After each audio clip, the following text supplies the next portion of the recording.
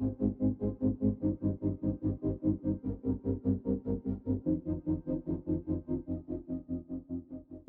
you had talked to us a little bit about the how sometimes in the journey to serving the communities that we want to uplift and we want to support and we want to advocate for, there is a risk of sometimes losing our way around who we're serving. Can you talk to us a little bit more about that? Absolutely. There is a quick, I often like to call it sometimes knee-jerk reactions, right?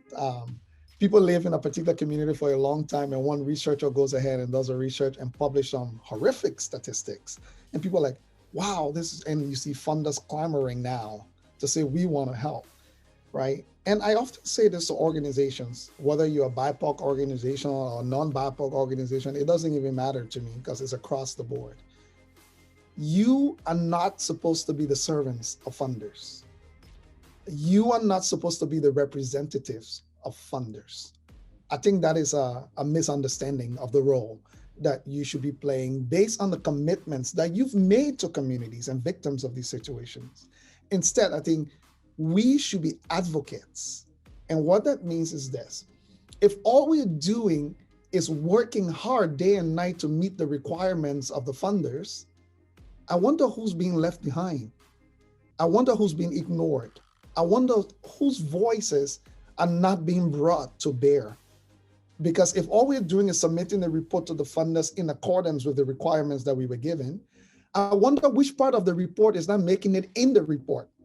If all we are reporting about is the 10 requirements, I wonder all the other things that may have happened that are of significant importance. That when I read reports from nonprofit, I'm often struck how people find it acceptable that everything just went well.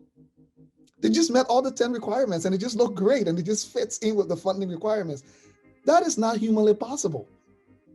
It is not. I care less how great of an organization you are, which staff you've got.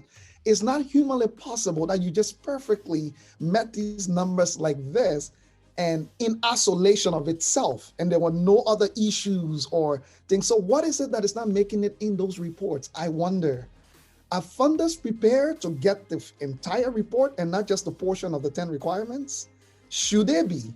So I think organizations need to start asking themselves that, what is our role?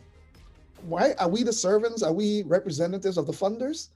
Or are we in a position of power to be advocates for the same communities that the funders are saying they want to help anyway? What's so bad about hearing the voices of the very people that you really want to help, so dearly want to support? So I think community organizations, BIPOC or non-BIPOC, should now start to bring to the table the full understanding of the community as it is, even if it directly contradicts what the funders think they want or they're asking for. It is an opportunity of education. I think that's where we are. We should be advocates and educators of funders to help them better understand what is the connection with you and your enormous resources and these communities that are finding a way to deal with the deficits that they've been confronted with.